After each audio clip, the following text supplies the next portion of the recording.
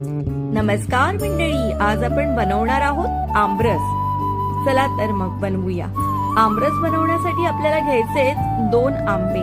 हे आंबे मी घेतले देवगडहून आणि हे आंबे आपल्याला पहिले पाण्यात चांगले स्वच्छ धुवायचे आणि धुवून झाल्यानंतर आपल्याला ह्याची सालं आहेत ती काढून घ्यायची आहे आणि सालं काढून झाल्यानंतर आपल्याला ह्याचा गर काढून चांगलं घोटून घ्यायचंय आणि हे मिक्सर मध्ये वाटून घ्यायचंय.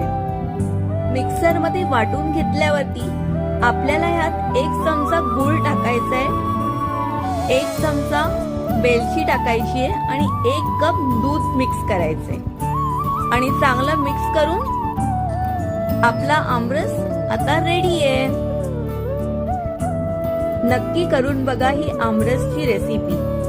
आणि जर तुम्हाला हा व्हिडिओ आवडला असेल तर तुम्ही लाईक, सबस्क्राईब आणि शेअर करायला विसरू नका बरं का.